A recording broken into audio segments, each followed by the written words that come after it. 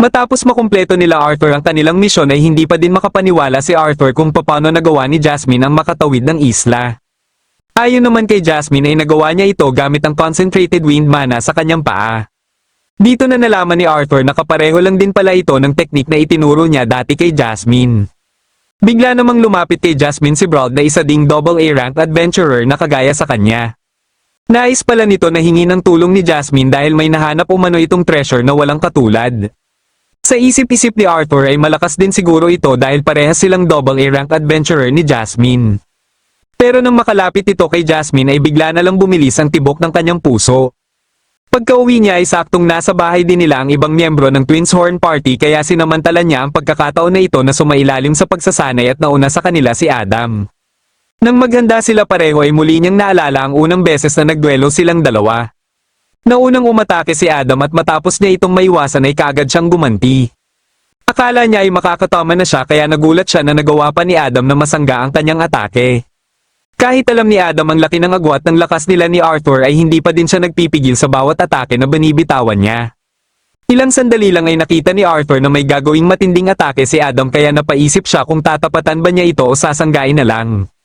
Bigla niyang napansin na sa taas ito aatake kaya minabuti niya na sanggain na lang ito. Matagumpay niya itong nasangga kaya napahanga niya si Adam. Maliban sa nahulaan niya ang gagawin nitong atake ay matagal-tagal na din umano nang may makasangga sa atake nito. Pero dahil nakita nila Durden na hindi nagpipigil sa atake si Adam ay hindi siya nakaligtas sa sermon ng mga ito at katwiran niya ay makikita naman nila na isa ng ganap na halimaw sa labanan si Arthur. Sunod naman na training na gagawin ni Arthur ay archery kay Helen na susundan ng earth magic kay Durden at wind magic kay Angela. Sa isip-isip ni Arthur na buti na lang ay andyan ng buong Twin Horns Party para sanayin siya dahil ang ganitong pagkakataon na pagsasanay sa ilalim ng mga AA rank adventurer ay bibihirang dumating. Kasalukuyan namang kausap ni Reynolds si Jasmine dahil gusto nitong malaman kung ano ang masasabi ni Reynolds tungkol kay Brauld.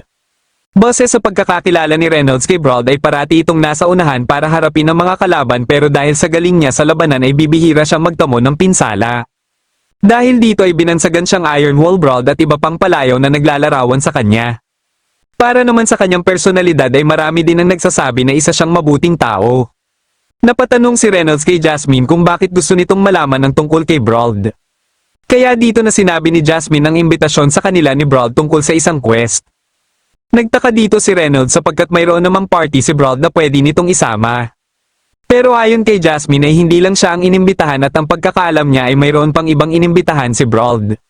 Naisip niya na baka siguro injured ang ibang miyembro ng party ni Brauld pero para kay Reynolds ay maliit lang ang posibilidad na ito sapagkat puro magagaling din ang mga miyembro ng kanilang party. Kung hindi man ito ang rason ay may posibilidad din na iba-iba sila ng opinyon tungkol sa quest na ito. Pero hindi din sigurado dito si Reynolds dahil dapat ang isang leader ay nananatiling kalmado at walang kinikilingan. Ito din ang parati niyang iniisip nung siya pa ang leader ng Twin Horns Party. Napagpasyahan ni Jasmine na iimbestigahan na lang muna niya ang tungkol sa quest at nakiusap naman sa kanya si Reynolds na wag din niyang papabayaan si Arthur. Pagkaalis niya ay kaagad ding lumabas ng bahay si Reynolds dahil kanina pa pala itong gustong sumali sa pagsasanay kay Arthur. Ngunit katatapos lang pala ni Arthur ng kanyang pagsasanay at pagod na silang lahat. Kaya pagkadating ni Reynolds ay si Alice na mismo ang nagsabi sa kanya na tapos na ang pagsasanay ni Arthur. Dahil may iniimbestigahan pa si Jasmine ay sinamantala ni Alice ang pagkakataon na ito na isama si Arthur sa kanilang lakad ni Eleanor. Wala nang nagawa pa dito si Arthur kundi pagbigyan na lang ang mga ito. Kasalukuyan namang pinapapili si Lucas ng kanyang mga bodyguard para sa susunod nilang quest. Ngunit ni isa sa iminungkahi ng mga ito ay wala siyang nagustuhan. Isa pala sa rason bakit wala pang maayos na quest ang naibibigay ng guild ay dahil sa mga insidente ng biglaang pagpapakita ng mga mana beast na hindi inaasahan ng mga adventurer. Plano ni Lucas na makatapos ng malaking quest bago man lang siya pumasok sa academy. Dito na lumapit sa kanya ang ipinadala ng kanyang ama para bantayan siya na si Sheehan dahil may alam umano itong quest na posible niyang magustuhan. Ito pala ay tungkol din kay Brauld dahil kasalukuyan pa itong non-re-recruit ng mga adventurer. May plano itong pasukin ng isang hindi pa nadideskubring high-rank dungeon pero ang problema ay hindi ito alam ng guild. Malaki ang posibilidad na mapili si Lucas dahil sa kanyang kapangyarihan. Sinubukan pa siyang pigilan ng kanyang mga bodyguard pero hindi niya pinakinggan ang mga ito. Wala siyang kaalam-alam na may ibang binabalak pala si Sheehan. Habang nasa pamilihan na sila Arthur ay dito lang niya napagtanto na mas mahirap pa pala ang ganitong gawain kaysa makipaglaban sa mga halimaw. Dahil bigo pa din si Tessia na makita si Arthur ay nagdadahilan na lang siya para hindi siya asarin nila Fairyt at Vio. Gayunpaman ay hindi pa din siya nakaligtas sa pang-aasar ni Fairyt kaya sinabihan niya ito na kung maging reyna na siya ay ito kagad ang una niyang ipapatapon. Bigla nilang naalala ang bagong misyon na ibibigay sa kanila ni Virian. Pero pinapahintay muna sila nito hanggang sa matapos ang investigasyon dahil baka may kakaibang mana beast na naman ang biglang magpakita. Kahit mismo ang guild ay nag-iimbestiga na din tungkol dito pero wala pa din silang makuhang maayos na impormasyon. Ilang sandali lang ay biglang nakita ni Vio si Arthur na naglalakad sa kabilang kalsada. Kagad niya itong ipinaalam kay Tessia ngunit saktong may dumaan na karwahe at bigla na lang nawala si Arthur. Dahil dito ay iniisip tuloy ni Tessia na niloloko lang siya ni Vio.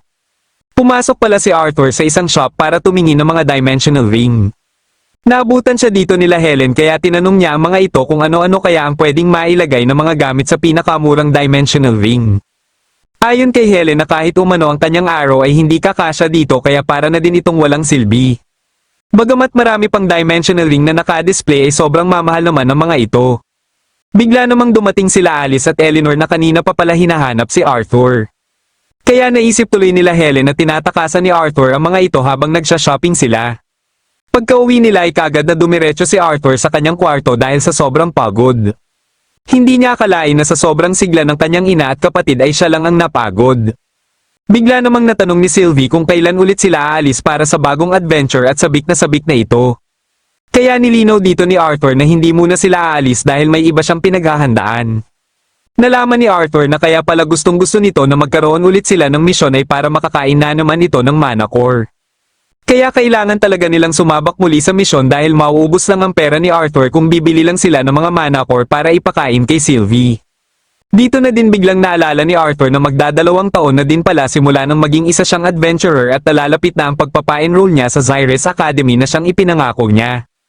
Naisip niya na baka ang susunod na quest na gagawin nila ay ang siya na ding huling quest niya bilang isang adventurer.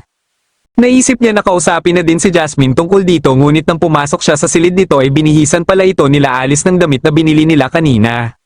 Sa sobrang hiya nito ay dali-dali itong nagtatakbo palabas ng silid. Nang matapos na itong magbihis ay kinausap na ito ni Arthur at tinanong ito ni Arthur kung ano ang gagawin nila sa imbitasyon ni Brauld. Dito na nalaman ni Arthur na iniisip na din pala ni Jasmine na tanggihan ang alok ni Brauld. Nalaman niya na hindi kasama ni Brauld ang kanyang party sa quest na ito at ito ang rason bakit nang imbita ito ng ibang adventurer. Isa dapat nakatangian ng isang adventurer para makaligtas ay maging duwag. Kahit alam nila na mapanganib ang misyon na ito ay nakikita pa din ni Jasmine kay Arthur ang kagustuhan ni Arthur na tanggapin ang imbitasyon sa kanila.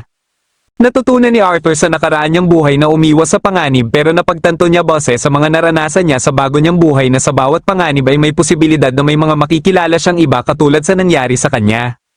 Na kung saan ay nakilala niya sila Sylvia at Tessia na parehas naging parte na ng kanyang buhay. Sinabi niya kay Jasmine na hindi pa din siya sigurado sa kanyang gusto pero ang susunod nilang quest ay baka ito na ang huling quest na magkakasama sila. Sa ngayon ay wala pang maayos na quest ang guild at posibleng ang huli nilang quest ay manguha lang ng mga herbs. Bagamat hindi naman ito problema ay mas maganda pa din na ang magiging huli sana niyang quest bilang isang adventurer ay tatatak sa kanyang memorya. Naintindihan naman siya kagad ni Jasmine kaya napagpasyahan nila na tanggapin na lang ang imbitasyon sa kanila ni Brauld. Kinabukasan ng madaling araw bago sila umalis ay tinanong muna ni Arthur ang kanyang ama kung ano ang pinaka-importante para dito nung mga panahon na sumasabak pa siya sa mga quest. Para kay Reynolds ay ngumiti at makasamang kumain ng lahat katapos ng quest. Napaka-importante ng pagngiti dahil kahit mabigo man o magtagumpay sila sa misyon kung buhay naman silang lahat ay makakangiti pa din sila. Bago pa man sila magtungo sa lokasyon ng quest ay napagpasyahan ni Sylvie na magpaiwan sapagkat ayaw niya ng mga kuweba. Kasalukuyan na din palang inihahanda na ng mga kalaban ang panibago na namang mana beast na gagamitin nila.